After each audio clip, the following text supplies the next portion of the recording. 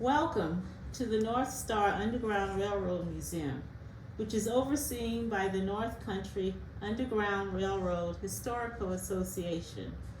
You are entering the main room of the museum. I will pan the right side to give you a view of that side of the room. As you enter the room, to your right is the timeline, freedom timeline in New York, which starts in 1626 with the arrival of African slaves and ends with the 15th Amendment that gives African American men the right to vote. As I pan my camera, you will see the gift shop that has books, CDs, videos, keychains, postcards, musical instruments, etc. for sale during our open season.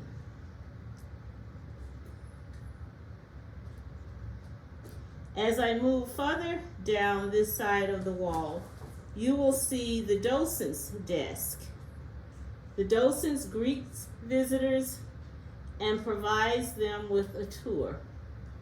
On the wall, you see 3 photos. The photo at the top are the founders of the association and the museum, Don and Vivian Papson. The photo on the bottom left is a picture of Jerry Morrow.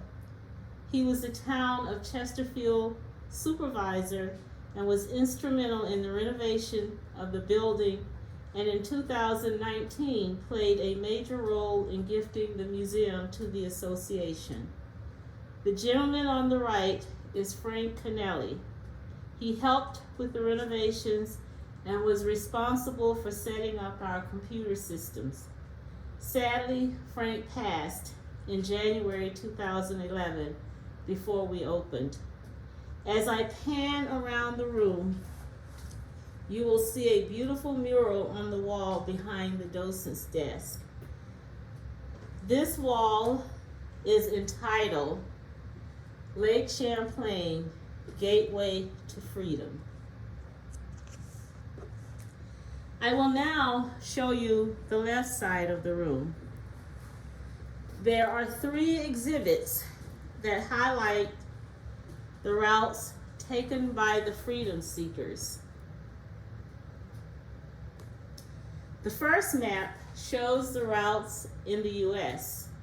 The red lines indicate that they went north to Canada, but in the southern states like Louisiana, Mississippi, Florida, and Texas, they made their way to Mexico or the Caribbean islands.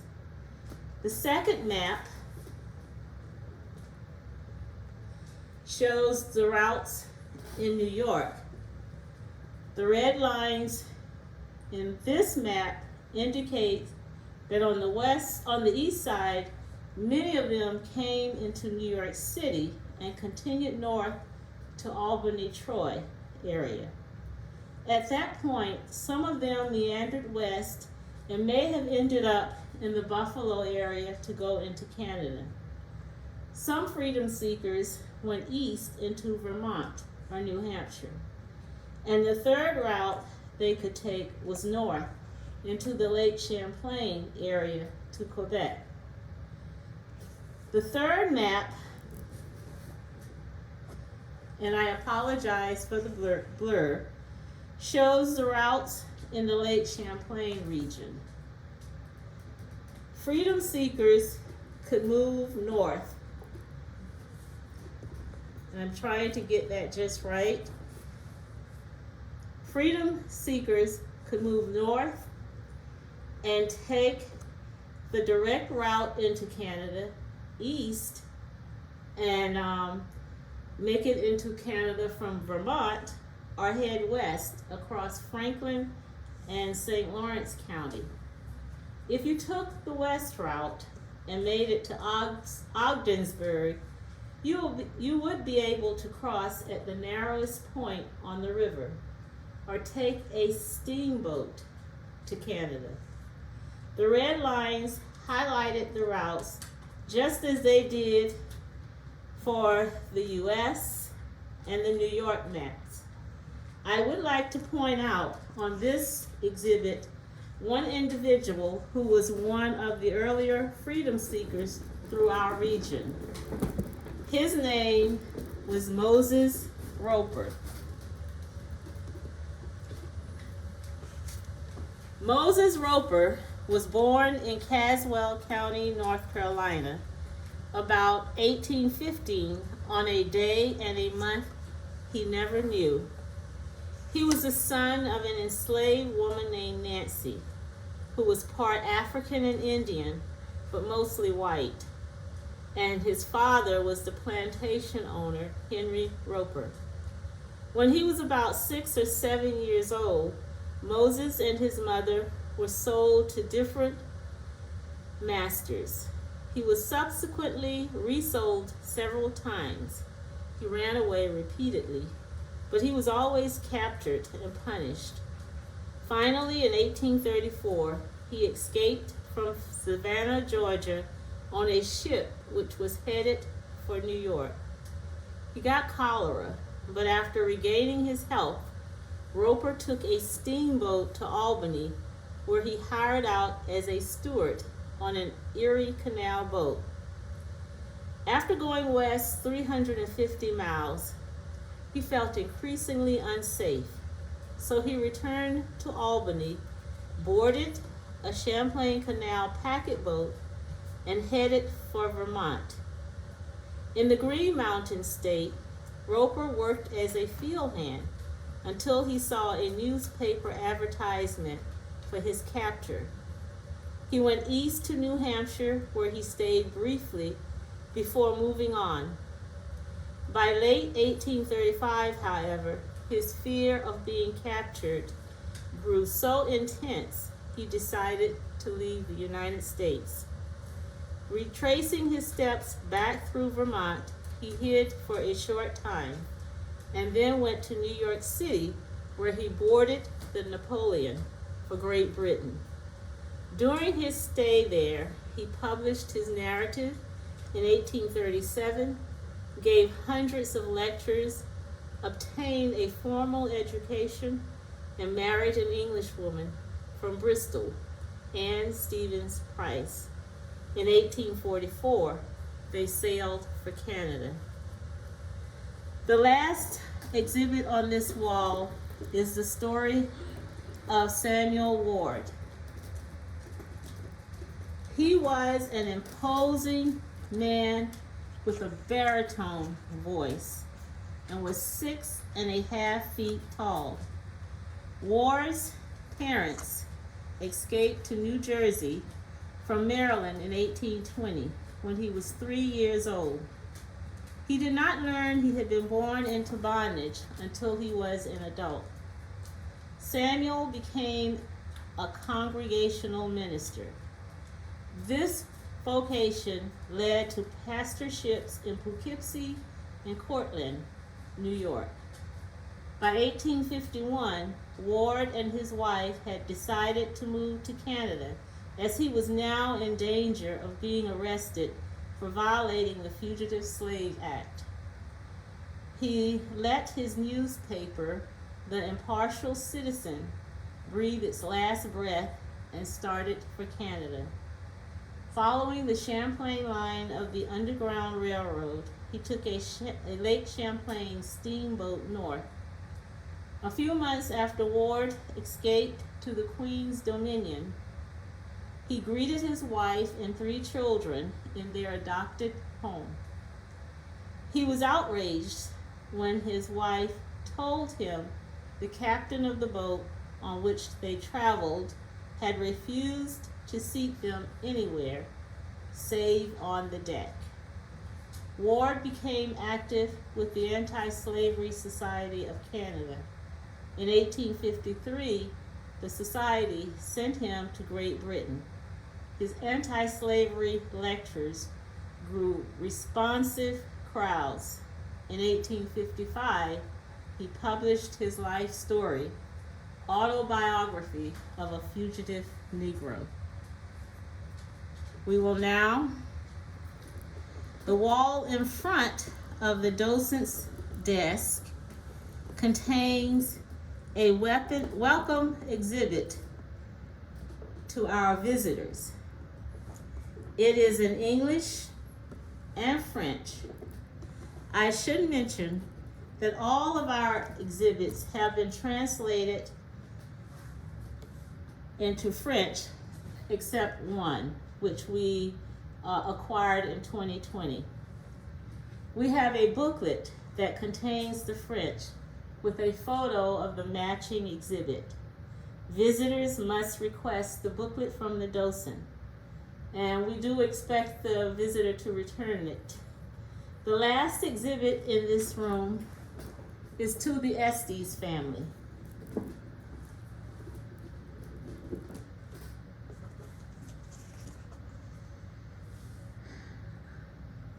Before the building became the Museum Heritage Center, it was a house that had been built for Herbert and Harriet Estes. The house was built in the early 1880s and is not considered an Underground Railroad site. Herbert Estes was the superintendent of the Ausable Chasm horse nail works factory near the Birmingham Falls. Today, the falls are called the Rainbow Falls, and they were used until 4 years ago by NYSEG. The horse nail works factory primary workforce were women. There were 3 buildings for employee houses when the factory was operating, which were near the Estes family home. The foundation of one of the buildings was discovered beneath the driveway during the renovations. The factory went out of business with the introduction of the automobiles. I'm going to move a little closer. I would like to show you the home, a closer view of the home and the horse nail works factory. That should be a little bit better. The home had a gazebo and a well, and the horse nails works factory was down where we have the Ausable Chasm Welcome Center. Herbert Estes, and I'll back up, we have a picture of Herbert Estes here. Herbert Estes was also in the Civil War. He was captured in Salisbury, North Carolina, and spent time in the Confederate prison there.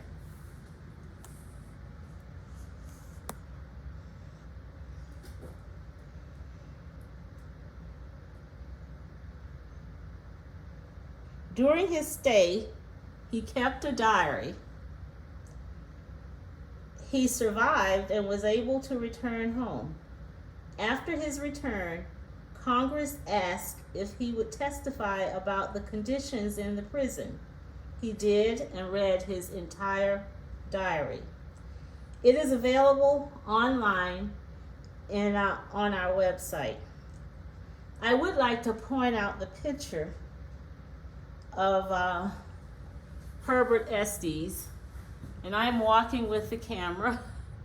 This is a picture of Herbert Estes, and he is reading to 2 of his grandsons, and he's reading the Bible.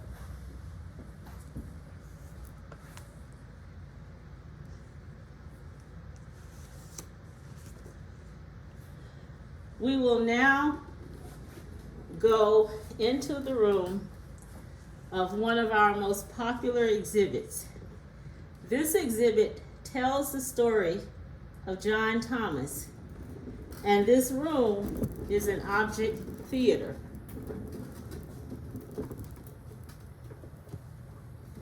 In an object theater, certain items in the room will light up as the video is playing.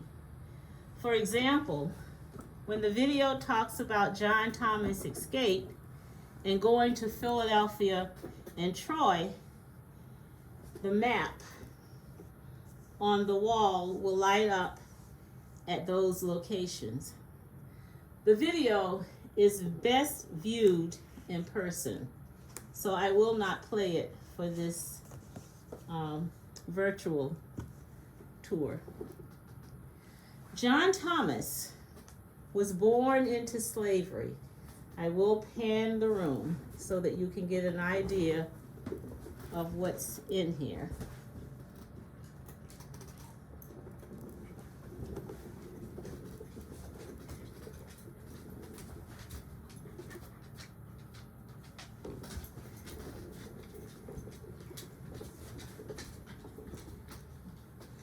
John Thomas was born into slavery on the plantation of Ezekiel Merrick in Queen Anne's County on Maryland's Eastern Shore.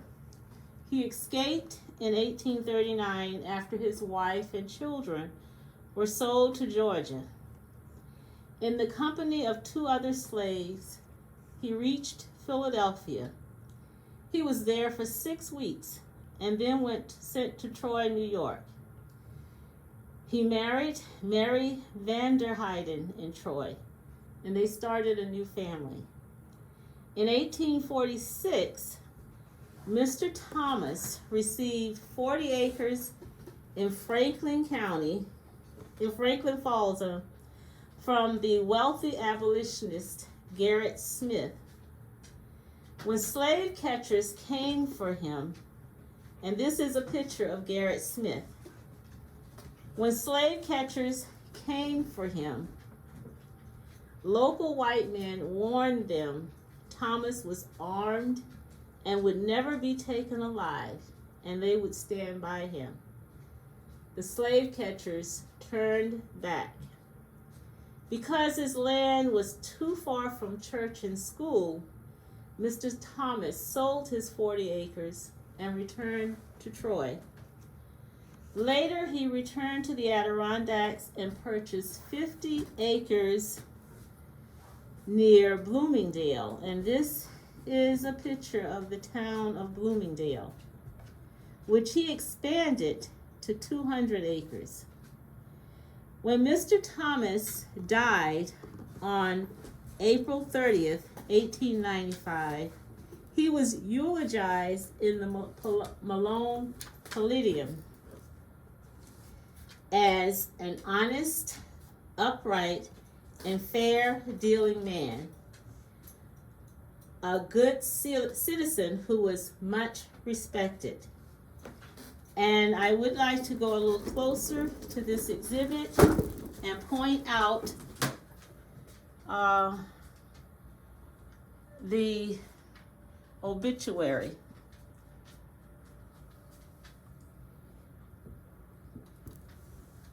When his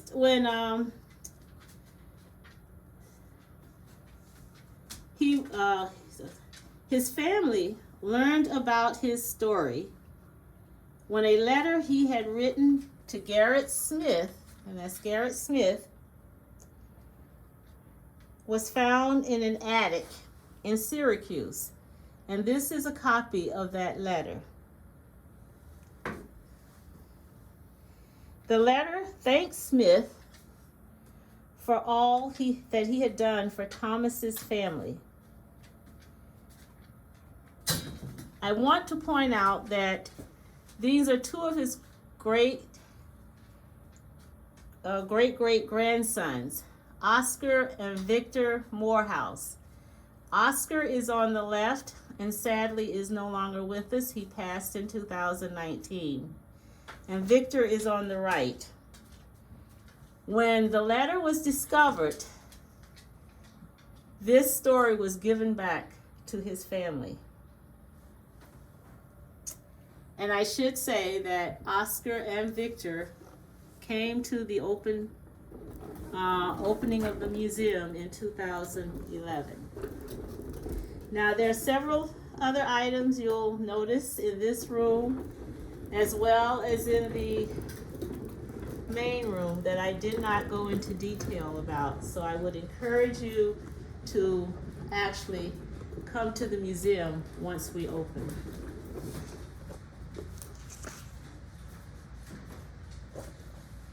We will now go into the church room. I would like to talk about this gentleman that greets you when you enter this room, Stephen Key Smith. In 1837, Smith chaired the organizational committee at the initial meeting of the West Peru Anti-Slavery Society and was elected treasurer.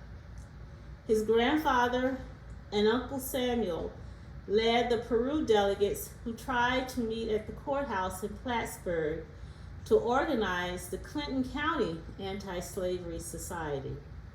The mob attacked them. Stephen, later in life, said he may have spent about $1,000 or more helping fugitives during the 20 years preceding the Civil War. If he spent an average of $2.50 per fugitive, he helped at least 400 individuals.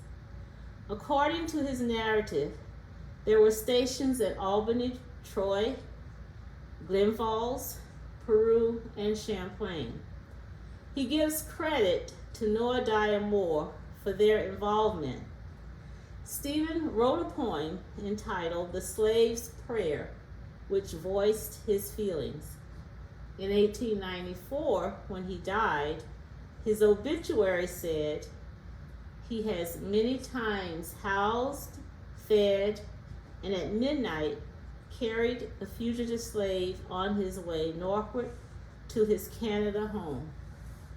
Stephen also supported the rights of women and said that women would not endure taxation without representation. I will now take you over to the hiding place on Stephen Key Smith farm at the time.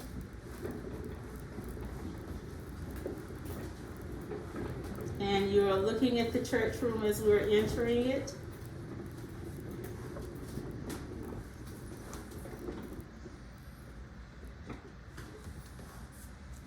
This is the hiding place. And it was, there's also here a picture of the original farm of Stephen Key Smith. This hiding place was in the third barn, and you can see a dark blue arrow going down, and that is where the hiding place was.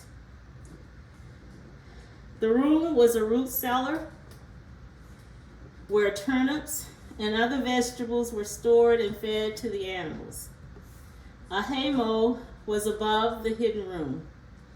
Smith would drive the fugitive slaves to Moore's home during the night. His 1889 interview provides a wealth of Underground Railroad information.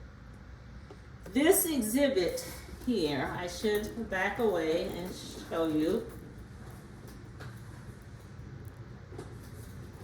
This exhibit showcases individuals that were instrumental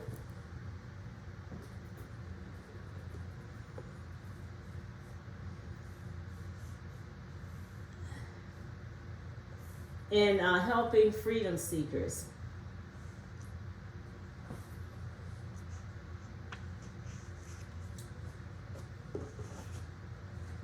As I said, this is the church room, and we have buildings to represent 3 of them in this room. This is the Presbyterian Church.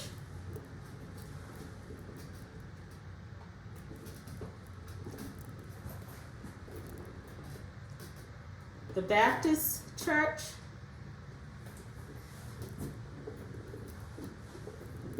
and the Methodist Church. You will see doorknobs in each of these buildings. We encourage visitors to open them as they have additional information about activities during that time period. In the Presbyterian Church, there is a peephole that allows you to see the inside of the church. There was also a Quaker and Catholic church in this area. The Quakers were firm about individuals having slaves. If you were a Quaker and had slaves, you would be removed from the meeting house until you no longer had them. The Quakers were the driving force behind the abolition movement.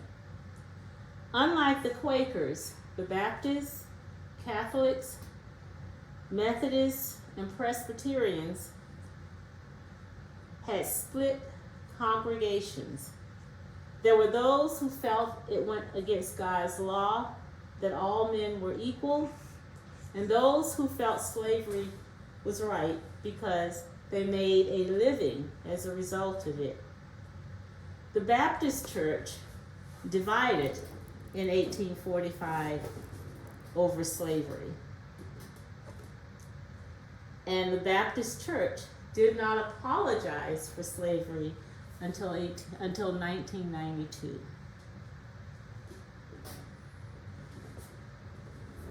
Now I'm going to roll over. You're watching Frederick Douglass. We will not talk about him, but he was in the area as well at one time. But what I am rolling over to is a structure that we originally had for the Quakers. We have since converted that structure into 2 additional exhibits. The first exhibit is a sculpture by John Rogers, who was famous during the mid to late 19th century. This sculpture is of clay and entitled The Fugitive's Story, which shows a formerly enslaved lady holding a child, speaking with 3 men. These 3 men were the leading abolitionists in America. The man that is seated was William Garrison, the father of the abolition movement. Next to Garrison is Beecher, and the man on the end is John Whittier. And that was Henry Ward Beecher, I should say. The second exhibit that should be here is the Chinese Underground Railroad. It has been removed, but should be available when we open. 50 years after the Freedom Seekers used this route to escape, conductors on the Chinese Underground Railroad risked imprisonment to bring Chinese into the country for huge amounts of money. This Underground Railroad was the result of the 1882 Chinese Exclusion Act, which was the United States' first attempt to exclude individuals from this country. The Chinese Exclusion Act banned the United States Chinese immigrants for 60 years. Chinese men would come from Canada into the U.S. So many would be entering that the jails in the area would fill up. To minimize this issue, a jail for Chinese detainees was built in Port Henry. This jail ultimately retained over 600 individuals, some of the holding cells similar to cages. The display contained one of 2 police logbooks that had a brief bio with a wallet-sized photo of the detainee. Amy Chen, a lady from New York City's Chinese Museum, discovered her grandfather, Ba Kian Chen, in this book. And you can see it in the display booklet that we have beneath the exhibit.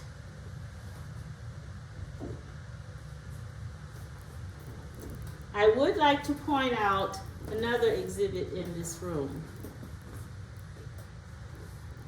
Today, the routes used by freedom seekers in the 19th century, and I will have to hold this up,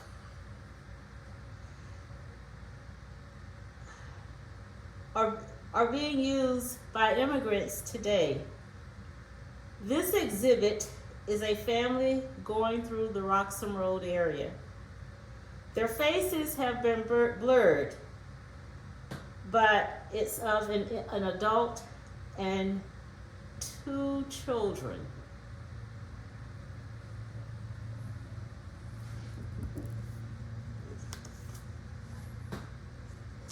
We will now go into the Northward to Freedom room, and you'll get to see some things as we are moving along from the church room into the main room and on into the Northward to Freedom room.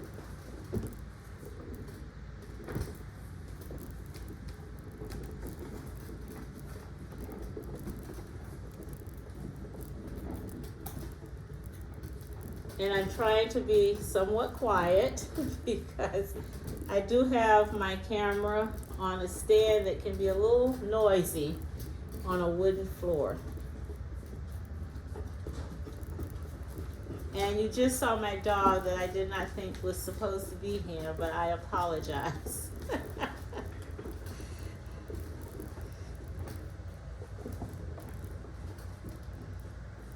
This room showcases items found during the excavation of 2 hiding sites, and we are slowly getting there. One in Stephen Key Smith's barn, and the second one from a home in Beekmantown on Route 22. The home in Beekmantown is now owned by Dr. Palmer, a veterinarian, but was originally owned by Ira Rawson. Ira may have been an abolitionist and his home used to hide freedom seekers. When Dr. Palmer was doing some renovations in the basement, he asked the association to take a look at an area beneath the fireplace on the main floor. There was a cistern and a ladder leading down into the basement. This has been placed on hold, but we will be going back to continue some work there. Next to the excavation is a quilt. While historians and quilters disagree on the use of quilts as signals during the Underground Railroad, they agree this quilt was part of the abolitionist movement. The quilt was designed by Lydia Marie Chow and was used as a fundraiser in 1836. This is a picture of Lydia Marie. She raised $5. Today, that would be equivalent to $140.64. This quilt, however, is a replica of the original quilt that is at the historical Historical Society, Historic New England Museum in Massachusetts. The lady at the bottom of this exhibit, Linda Harwood, had the opportunity to handle the original quilt and did this quilt by hand for the association. It took her 3 months. In the very center of the quilt, and I'm going to take this up, is a poem of a slave mother and her child.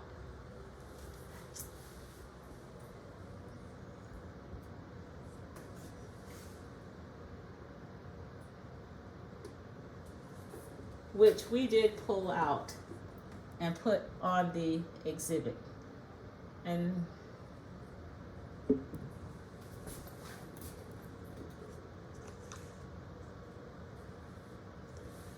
we have an exhibit to Solomon Northup, who wrote the book 12 Years a Slave.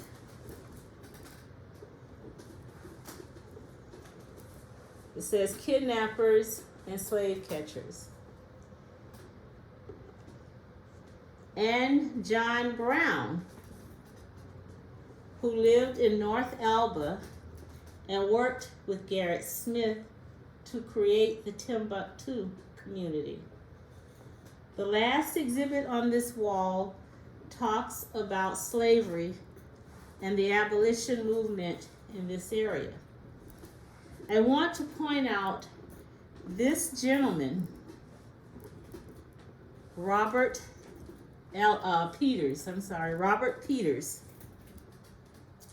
who was a slave in New York. He ran away when he would not beat other slaves and was beaten himself for not beating the other slaves. He ended up spending 30 years living in Ellensburg with the Hall family. Panning further around this room, you get to see a good view of what's here.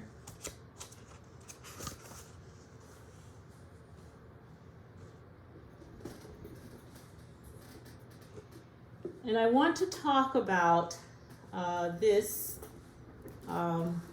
exhibit here. And I won't go too close because I want to keep all of this in view. Did you know that enslaved African Americans were on Confederate bills? This gentleman to your right, just above what is a flax hackle, and I will explain that. John Jones, he was a self-taught artist, discovered it when he was asked to enlarge a Confederate bill. Jones pulled out the black and white image and he redid it in color, as you can see with this photo. I'm going to sort of go over and then come back to see if you can get a better image of the photo. You can see the gentleman that looks like he's picking cotton in the cotton field in the lower left of the Confederate bill.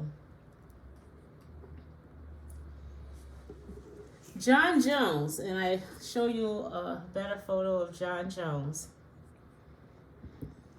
wrote the book, The Color of Money, to showcase these images. In his research, Jones learned that these images were used as propaganda. The South hoped that when the North saw these images, that the North would not want a civil war. That's because all of the images were of African Americans who were well dressed, well fed, and smiling and happy. And they felt that by showing this, it would tend to tell the North that you were going to be taking something away from these individuals.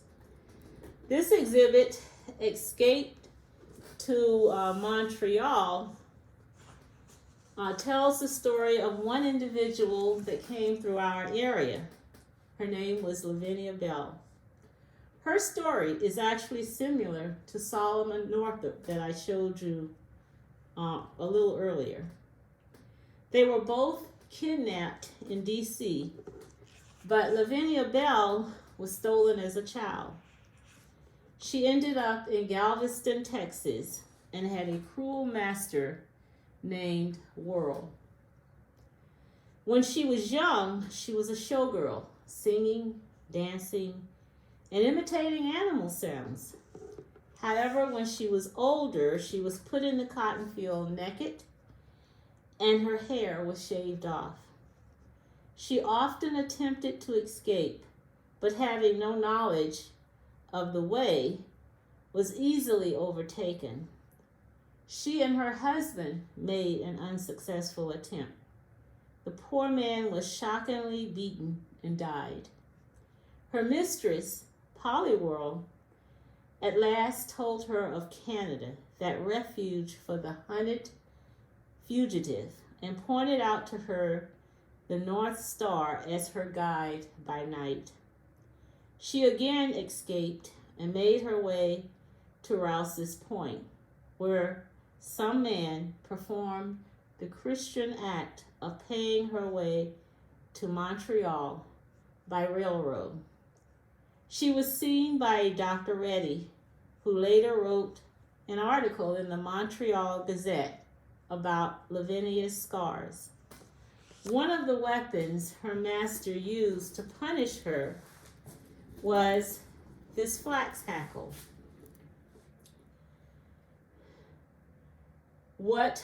This is really a piece of equipment to beat flax, but what Lavinia Bell's master would do as punishment would have her stand on it. And as you can see, it's long nails going through pieces of wood.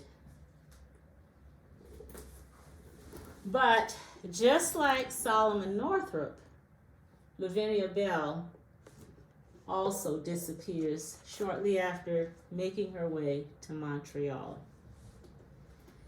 Finally, I would like to point out two things in the room. The first is a Northward to Freedom video. This video was done with individuals from our community, including the founder, Don Papson. It gives you an idea of what it would be like to be a freedom seeker.